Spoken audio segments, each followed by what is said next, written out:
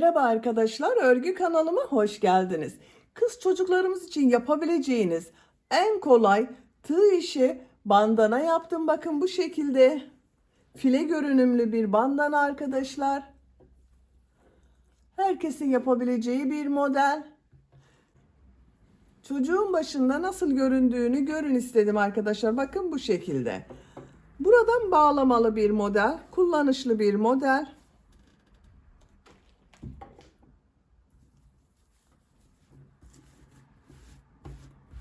Bakın filelerden oluşan bir model. Bandana örgüsünü arkadaşlar buradan başlıyoruz. Bu arttırma sırasını tercihinize göre istediğiniz kadar yaparak her yaş çocuklarınız ve yetişkinler için yapabilirsiniz. Benim YouTube kanalım bebek örgü sayfası olduğu için ben çocuklar için anlatıyorum. Dediğim gibi siz bunu daha fazla sayıda sıra yaparak yetişkinler için de yapabilirsiniz. Daha küçük bebekler için yapmak istiyorsanız bu arttırma sırasını 1-2 sıra eksik yapabilirsiniz. Bu saç bandanası 3-4 yaşa çok rahat kullanılabilir ölçüde oldu arkadaşlar. Saç bandanasının örgüsünde ben bugün beyaz renkli yapmayı tercih ettim. Siz tercihinize göre her marka iplik ve renkleri kullanarak yapabilirsiniz. Ben bugün bu ipliği kullandım. Kullandığım iplik üzerinde 100 gram iplikte 240 metre var. Bir yumak iplik bitmiyor arkadaşlar. Bu bir yumak iplikten bu saç bandanasından 3 tane yapabilirsiniz. Çok az miktarda kullandım. Tığ olarak 5 numara 3 milimetre tığ kullandım. Benim elim çok sıkı değil. Bakın benim örgülerim çok yumuşak oluyor. Sizin eliniz sıkıysa 3,5-4 milimetre tığ kullanırsanız çok daha güzel olur arkadaşlar. Dediğim gibi siz bu saç bandanasını her renk iplikleri kullanarak yapabilirsiniz. Bakın kenarı da çok güzel oldu. İplik tığı hazırlayalım. Hep birlikte bu kolay ve güzel saç bandanası örgüsüne başlayalım. Örgü kanalıma abone değilseniz abone olmayı unutmayın lütfen. İzlediğiniz videolarıma beğeni ve yorumlarınızı da yaparsanız çok sevinirim arkadaşlar. Sizlerden gelen beğeni ve yorumlar örgü kanalımın devamlılığı için çok önemli. Beğeni ve yorumlarıyla destek olan bütün arkadaşlara ayrıca teşekkür ederim. Hepinize kolay gelsin. İyi çalışmalar. Sihirli halka yaparak başlıyorum. Sihirli halkayı ben bu şekilde yapıyorum bakın.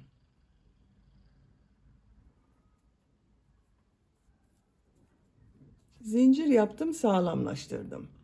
3 zincir yapıyorum. Sihirli halka içine 2 trabzan yapıyorum. Bu yaptığım 3 zincir ile birlikte bakın 3 trabzan oldu. 2 zincir yapıyorum. Sihirli halka içine 3 trabzan yapıyorum.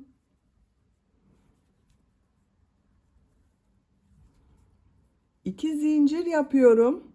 3 trabzan yapıyorum.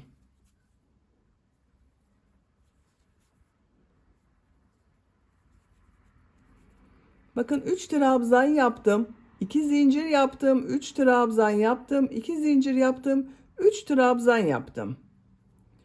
İplik ucunu çekiyorum. Bakın şu şekilde iplik ucunu çekiyorum. İplik ucunu sağlamlaştırıyorum. Bakın buraya alıyorum. Zincir yapıyorum. 3 zincir yapıyorum. Bakın 1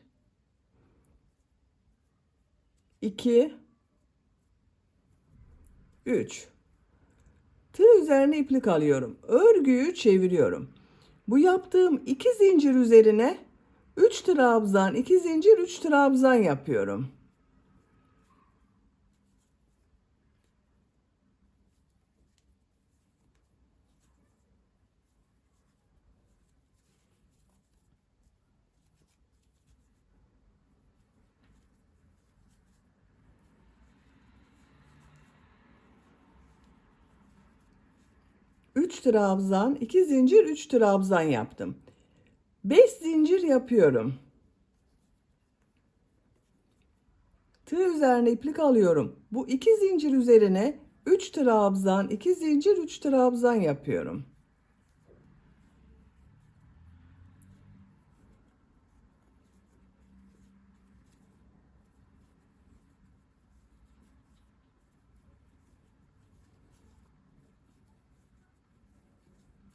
Bakın arkadaşlar, bu sırada ne yaptığımıza bakalım. 3 zincir yaptım, geriye döndüm. Bu 2 zincir üzerine 3 trabzan, 2 zincir, 3 trabzan yaptım. Arada 5 zincir yaptım. Bu 2 zincir üzerine 3 trabzan, 2 zincir, 3 trabzan yaptım. 3 zincir yapıyorum. Örgüyü çeviriyorum. Bu 2 zincir üzerine 3 trabzan, 2 zincir, 3 trabzan yapıyorum.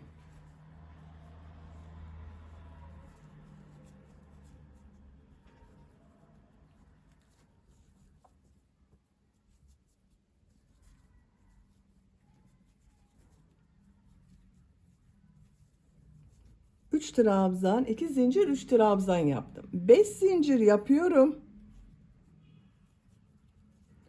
Bu yaptığım 5 zincirin bakın ortasına bir sık iğne yapıyorum. 5 zincir yapıyorum. Bu 2 zincir üzerine 3 trabzan, 2 zincir, 3 trabzan yapıyorum.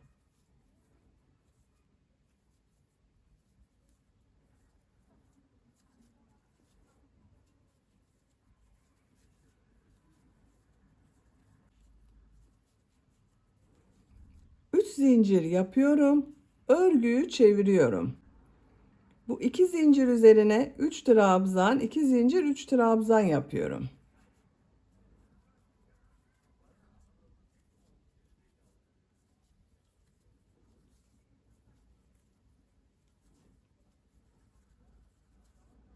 Beş zincir yapıyorum. Bu 5 zincir ortasına sık iğne yapıyorum. 5 zincir yapıyorum. Bu 5 zincir ortasına sık iğne yapıyorum. 5 zincir yapıyorum. Bu 2 zincir üzerine 3 trabzan, 2 zincir, 3 trabzan yapıyorum.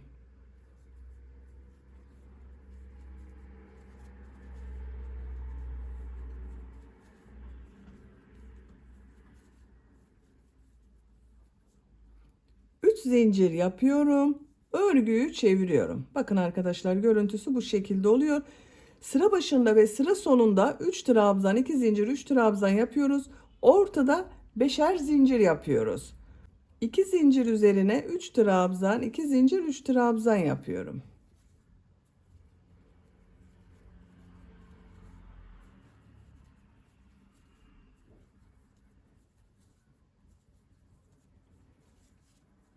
Beş zincir yapıyorum. Sık iğne yapıyorum. 5 zincir yapıyorum. Sık iğne yapıyorum. 5 zincir yapıyorum. Sık iğne yapıyorum. 5 zincir yapıyorum. 3 trabzan, 2 zincir, 3 trabzan yapıyorum.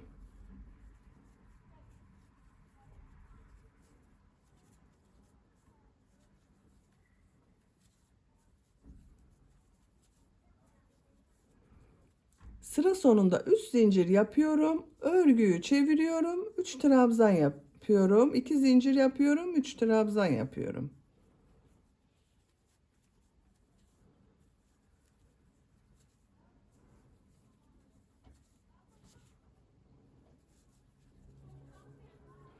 Beş zincir yapıyorum. Sık iğne yapıyorum. Bakın arkadaşlar. Görüntüsü bu şekilde oluyor. File görüntüsü elde ediyoruz bakın ortada. Sıra başında ve sıra sonunda 3 trabzan, 2 zincir, 3 trabzan yapıyoruz. Ortalarda bu file yaptığımız yerde beşer zincir yapıp sık iğne yapıyoruz.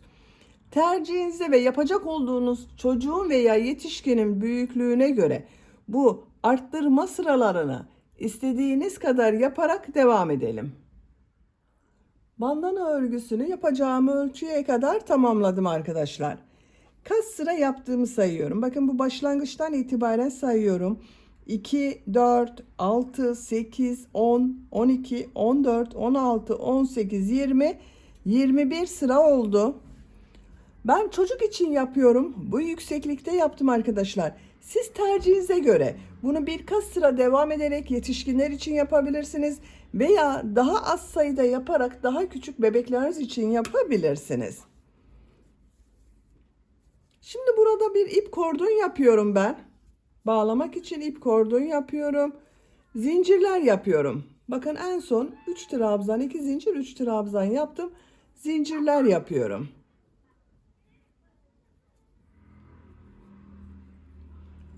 ...45 zincir yaptım arkadaşlar. Bakın çok sıkı zincirler yapmadım. Bu 45 zincirin kaç santimetre olduğunu ölçüyorum. 21 santimetre zincir uzunluğu yaptım. Siz tercihinize göre daha uzun da zincir yapabilirsiniz arkadaşlar. Şimdi bu zincirler üzerine ilmek kaydırma yapıyorum. Bakın şu ilk ilmeği atlıyorum. Bu ilmeğe ilmek kaydırma yapıyorum.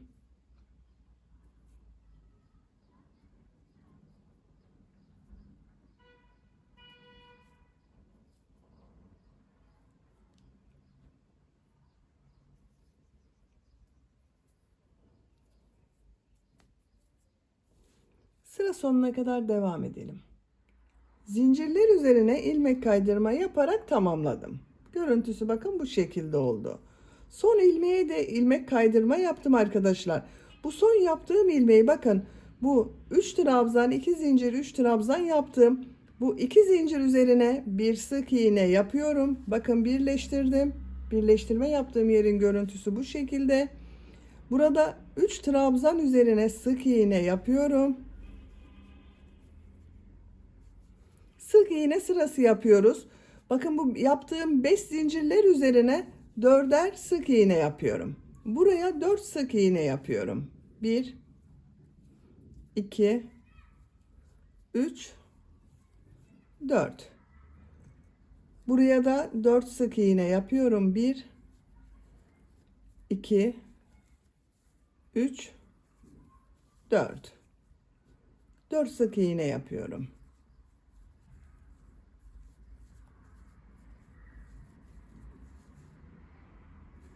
Sıra sonuna kadar devam edelim. Buraya kadar bakın tamamladım. Görüntüsü bu şekilde oldu. Bu 3 ilmeğe sık iğne yapıyorum. Bu 2 zincir üzerine bir sık iğne yapıyorum. Buraya da ip kordon yapacağız arkadaşlar. Bunu kaç zincir yaptıysanız buraya da aynı sayıda zincir yapıyoruz. 45 zincir yapalım. 45 zincir yaptım. İlmek kaydırma yapıyorum. Bakın bir ilmek atlıyorum. İlmek kaydırma yapıyorum.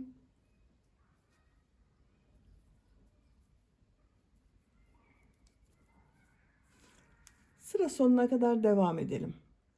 Zincirler üzerine ilmek kaydırma yaparak bakın tamamladım. Bu son yaptığım ilmeği şu trabzan ilmeği ile ilmek kaydırma yaparak birleştiriyorum. Bakın görüntüsü bu şekilde oldu.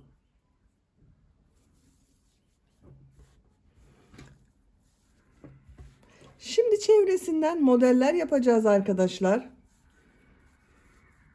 Ben beyaz renkli iplik ile devam ediyorum. Siz tercihinize göre renkli iplikler kullanabilirsiniz.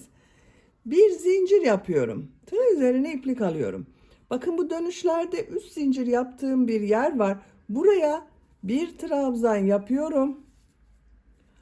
Aynı ilmeğe bir trabzan daha yapıyorum.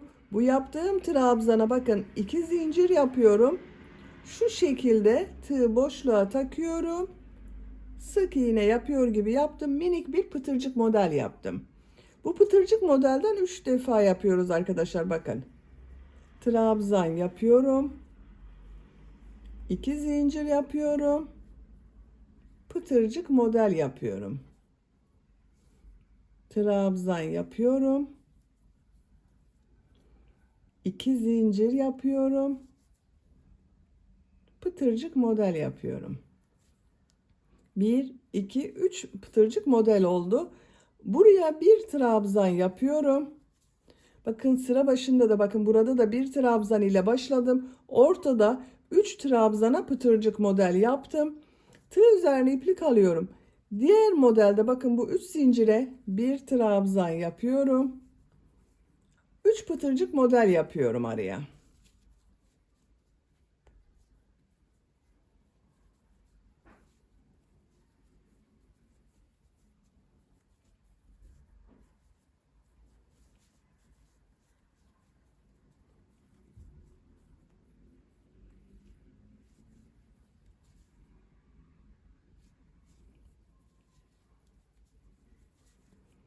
Bakın bir trabzan yaptım. 3 pıtırcık model yaptım. Bir trabzan yaptım.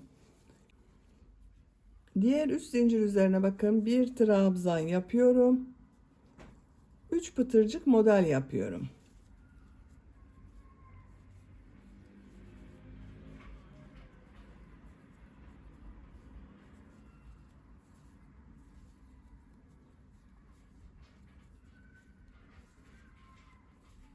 Bir trabzan yapıyorum. Diğer modele başlıyorum. Bakın bu şekilde oluyor. Buraya kadar devam edelim. Buraya kadar modelleri yaptım. Şuraya da model yapıyorum arkadaşlar. Bakın ilk başladığımızda 3 trabzan, 2 zincir, 3 trabzan, 2 zincir, 3 trabzan yaptım. Bu 3 trabzan yaptığım bakın bu ilmeğe burada yaptığım modeli yapıyorum. Trabzan yapıyorum. 3 pıtırcık model yapıyorum.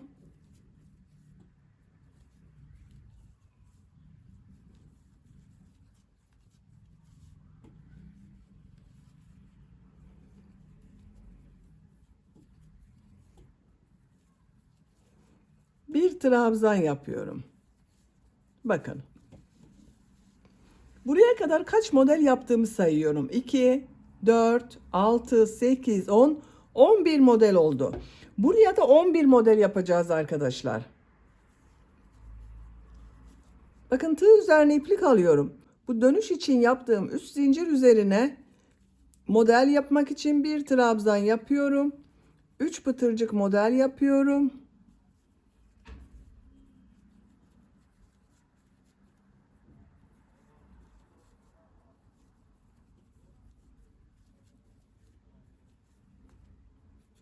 Bir trabzan yapıyorum.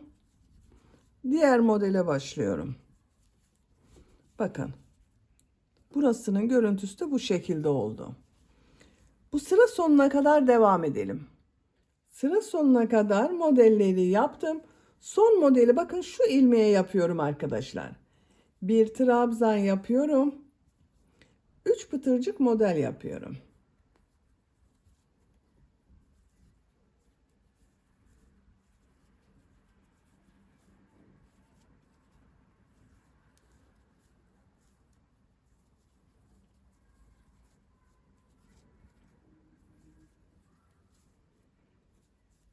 Bir trabzan yapıyorum. Bir zincir yapıyorum. Bu ilmek ile ilmek kaydırma yaparak birleştiriyorum. İpliği kesiyorum. Bakın böylece saç bandını örgüsünü bitirdim arkadaşlar. Bu şekilde oldu. Bakın buradan itibaren kaç model yaptığımı sayıyorum. 2, 4, 6, 8, 10, 11 model oldu arkadaşlar. Bakın bu ortadan itibaren. Buraya da 11 model yaptım. 2, 4, 6, 8, 10, 11. İki tarafın eşit olması görüntü olarak güzel olur. Bakın çok güzel oldu saç bandı. Artık kullanıma hazır. Bitmiş olarak size ölçülerini söylüyorum. Orta noktadan yüksekliğini ölçüyorum. 23 santimetre. Şu şekilde bakın yüksekliğini ölçüyorum. 32 santimetre. Burası da 32 santimetre arkadaşlar. Bakın 32 santimetre. Bu kordonların uzunluğunu zaten başta ölçtük. Ben bugün çocuk için yaptım. Bu büyüklükte oldu. Bakın çok güzel oldu. Kullanışlı bir saç bandı yaptık. Beni dinlediğiniz ve izlediğiniz için hepinize çok teşekkür ederim. Örgü kanalıma abone değilseniz abone olmayı unutmayın lütfen. Sizlerle yeni örgülerde görüşmek dileğiyle. Hoşça kalın, sevgiyle kalın.